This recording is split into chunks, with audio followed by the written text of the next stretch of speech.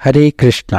आज हम जो कहानी लेकर आए हैं वो एक लड़के के ऊपर है, एक अंधे लड़के के ऊपर।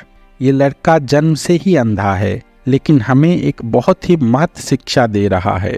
श्री श्रीमद् गौर गोविंद स्वामी महाराज अपने पूर्व आश्रम में एक शिक्षक थे, हाई स्कूल का टीचर।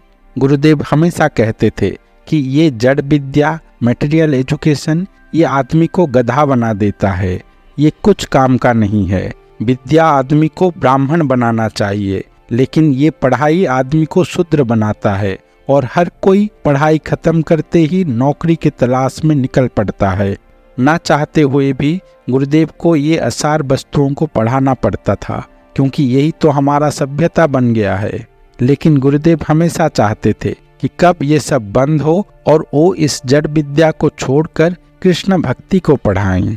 गुरुदेव अपने स्कूल में गणित, अंग्रेजी और भूगोल पढ़ाते थे।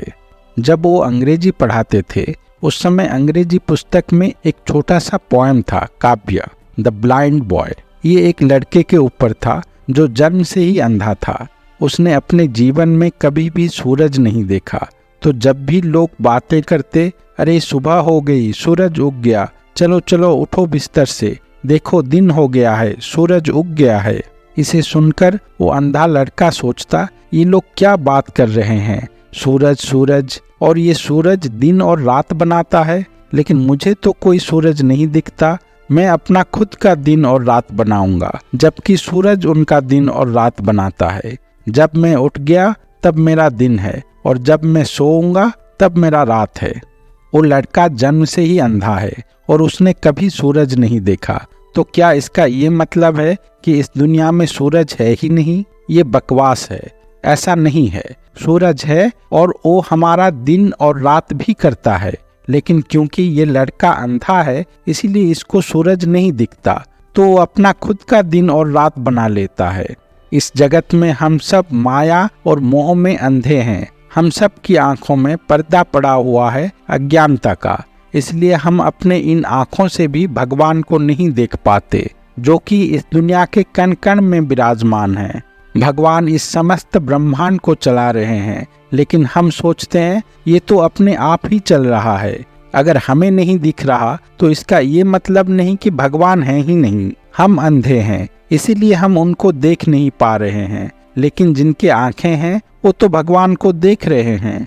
शुद्ध भक्त भगवान से बातें कर रहे हैं। अगर इस अंधे लड़के की तरह हम भी सोचने लगे कि सूरज करके कुछ है ही नहीं, ये जो लोग हैं ये सब पागल हैं और सूरज सूरज करते रहते हैं, तो फिर हम कभी भी भगवान को नहीं पा सकेंगे, और उसका फलस्वरूप हम जन्मों जन्मों तक इस मृत्यु लोक में यंत्रणा भोग करते रहेंगे। इसीलिए जो पहला चीज है वो ये है कि हमें जानना और मानना पड़ेगा कि हम अंधे हैं और हम भगवान को नहीं देख पा रहे हैं।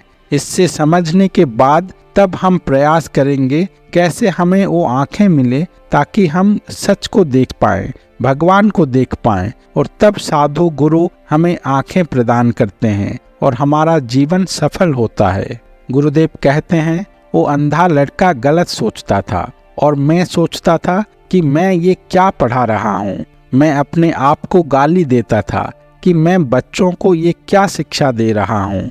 मैं इस नौकरी को छोड़कर जो वास्तविक शिक्षा है कृष्ण भक्ति, वो सिखाना चाहता था। हमेशा मैं अपने मन में यही सोचता रहता था, और फिर एक दिन मैंने अपने नौकरी से इस्तीफा दे दिया और अपने गुरु की खोज में चल पड़ा, एक शुद्ध भक्त की खोज में, जो मुझे कृष्ण दे सकते हैं, 100% कृष्ण।